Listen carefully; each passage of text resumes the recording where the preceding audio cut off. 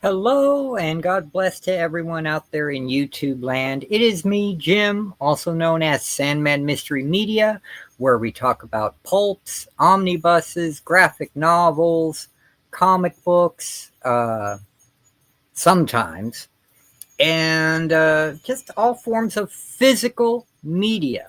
Okay. And yeah, I did yesterday get a very big book haul in. I bought some books for my wife for Christmas from World of Books on eBay because they were having a big sale, buy three, get one free. And she is a very big X Files fan. Very big X Files fan. Um, so I went ahead and bought her a bunch of X Files books. A few of them, and it was like you buy three, you get one free. So I made sure I bought her 9 books. They ended up all being hardcovers, and some of them though they sent me the wrong book, so I had to contact them on eBay, and I'm waiting to hear back to see if they're going to either send me the right books or just give me a refund because that's all I want. And I sent them picture proof of what I ordered versus what they sent me. But I'm going to show you the books I got for her. You can't tell her.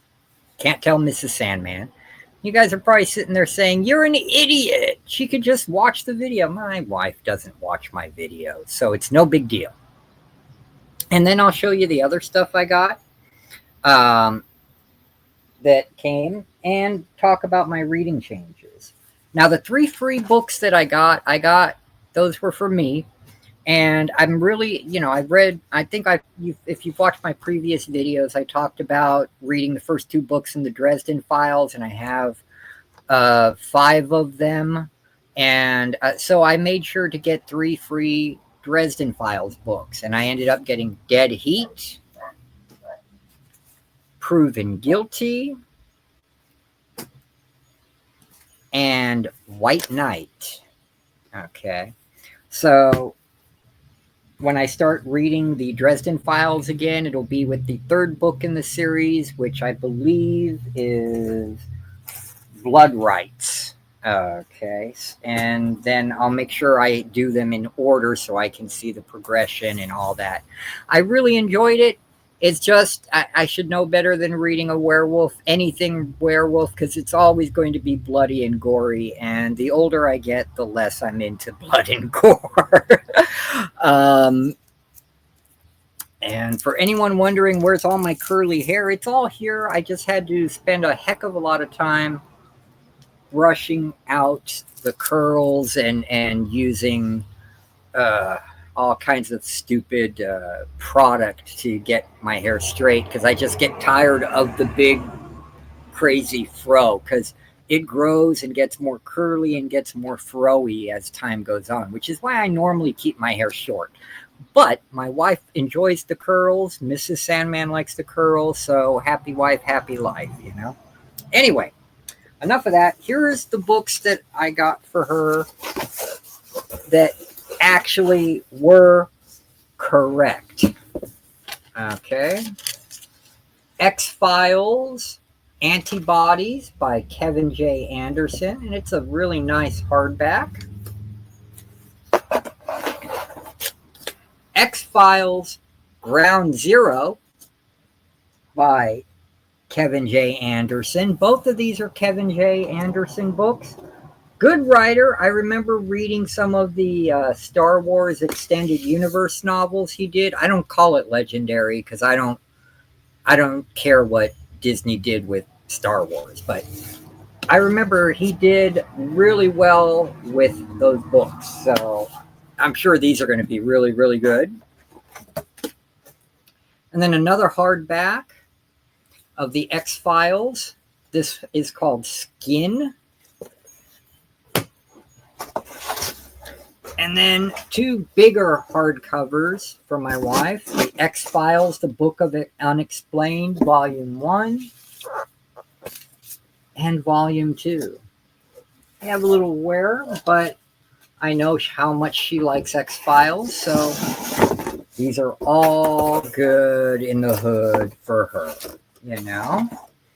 And if I can get the ones that they didn't send to me shipped out, that'll be even a bigger plus, you know. That'll be 3 or 4 more books for her. All right. Now, something that I bought about a month ago for myself finally came yesterday, and that was the Wrath of the Spectre Omnibus. If you guys are not familiar with the Spectre, he is from DC Comics. He was created by part of the duo that created Superman. He was created by Jerry Siegel. And this reprints and collects all of his Silver Age, Bronze Age, and Copper Age issues and appearances. So I've got it all here. And I'm really looking forward to checking out the Adventure Comics and the Wrath of the Spectre stuff, because that was Michael Fleischer and Jim Aparo's very controversial series in the 70s, where you saw the kind of justice the Spectre goes ahead and brings out to those people who do evil and wickedness. For those of you not familiar with the Spectre is literally the spirit of the wrath of God. In DC Multiverse, the one true God that we all know, you know, in Christianity and Judaism, they call him the Presence. And we all know the Old Testament God was very wrathful. He created the Spectre to be his wrath. So as long as the Spectre's cause is just, he has the full power of God on his side and can use it at his discretion, as long as it is in accordance with the Lord's word. He can't really do anything of his own. You know what I mean? He has to be tied to a human host, too, to give him humanity. So that's where he has to get his New Testament stuff in. Okay? And that wasn't that big of a deal back in the 60s and 70s and 80s. But in the 90s, when John Ostrander and fantastic artist Tom Mandrake revitalized the Spectre and did an all-new series that explored all that, it came majorly into play. And another series called that DC did called, I think it was Acts of Vengeance or something like that, where somehow he lost his human host and he was just willy-nilly, and he wreaked havoc in the DC universe because it's the power of God let loose with no conscience to back it up, if that makes sense. But anyway, I'm really excited to read these books, you know, because there's a whole bunch of stuff in here. There's Showcase Comics 60, 61, and 64, Brave and the Bold 72, 75, 116, 180, and 199. The Silver Age Spectre run, issues 1 through 10. Wrath of the Spectre number 4, because that was a completely unpublished story by Michael Fleischer and Jim Aparo. And in issues 1 and 10 of the Spectre, there is a lot of Neil Adams art and stories by Gardner Fox. And Gardner Fox did not just do comics; he did a lot of sci-fi and fantasy writing too. But we'll get into that in another episode of this, because I have those books with awesome Frank Frazetta covers. And Adventure Comics 431 through 440, which is the very controversial run we're talking about here. And then DC Comics Presents 29. And then Ghosts issues 97, 98, and 99. So a lot of fun stuff here. I know that in my last video, and I want to thank everyone who watched it, all the people who commented, all the people who thumbs up. That video, I don't know why, but it got some of the most views I'd ever gotten, almost 400 views. Thank you, and God bless each and every one of you for that. I don't know who did it or how it got it. Maybe the YouTube algorithm smiled down on a poor little schmuck like me. I have no idea. But I know in that video, I said I would start reading Jor-El of Joiry and The Spider versus the Empire State. And as you can see, I got a bookmark in here. I even started reading this. But for some reason, I just ended up getting into reading from Moonstone. Yeah, I love that company. You'd think that I'd be pushing, you'd think I'm being paid to push their books, and I'm not, though. They probably don't even know I exist, Moonstone Books. But I've had this for months and months just sitting here in my to-be-read pile, and something told me to start reading it, The Green Hornet Chronicles, because I've been listening to the original Green Hornet radio show a lot lately. So I just picked it up.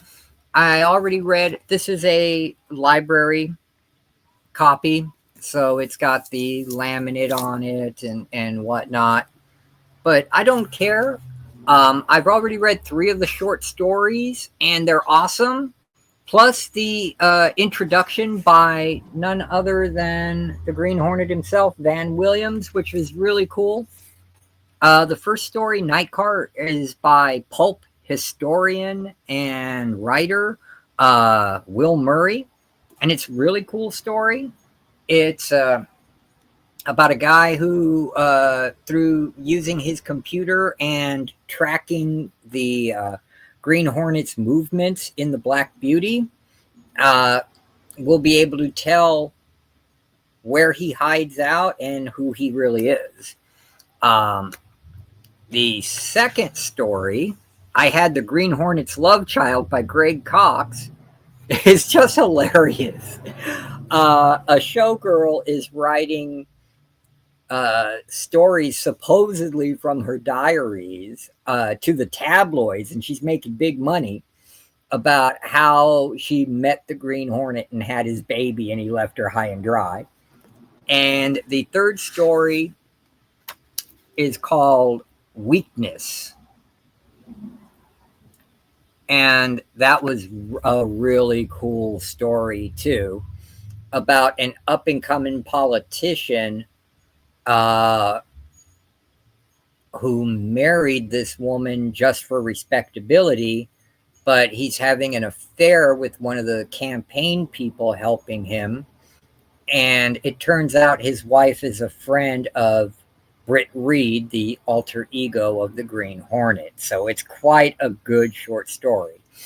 And so with every story so far being a banger, I just decided to keep reading it. And that's what I'm going to do. I'm going to finish this book and then report on and review the other stories in here. Because there are, let me see, still after this, there's 1, 2, 3, 4, 5, 6, 7, 8, 9, 10, 11, 12, 13, 14, 15, 16. There's 16 short stories, an afterword, and author biographies, too. So it's a thickie. It's a big old book. I can't wait to this. It's not that big, though. It's actually only 350 pages total. So that should be a quick read and should be fun. The other thing I'm reading is a bit of history, pop culture history. The Great Pulp Heroes. This is the second edition of this book. I believe it's from 1998. Fun fact, this cover was designed and the logo was done by Jim Steranko, fantastic artist. We all know Steranko. But this stuff he must have clipped, because this is actual pulp art from several magazines. And it's great just to know the history of how the magazine started, how they blew up. I mean, I already know about a lot about the Shadow and Doc Savage and the Spider, but there's a lot of other people in here I don't know about, like the G8, which Air Ace, Operator Number 5. I know about Black Bats and the Green Ghost, but the sci-fi part, like Captain Future and stuff, I'm not familiar with that.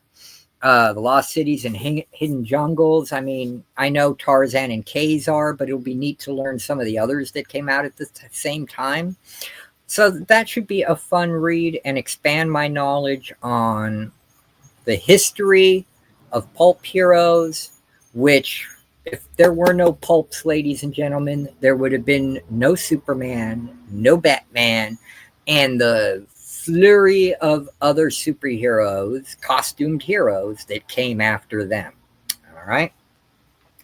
And that's it for today. I want to thank you. God bless each and every one of you. And if you feel like commenting, great. If you watch this video and you're not a subscriber and you feel like subscribing, great. Either way, I don't care. You want a thumbs up? That's great. You want a thumbs down? That's cool too. Hey, bad press is still good press.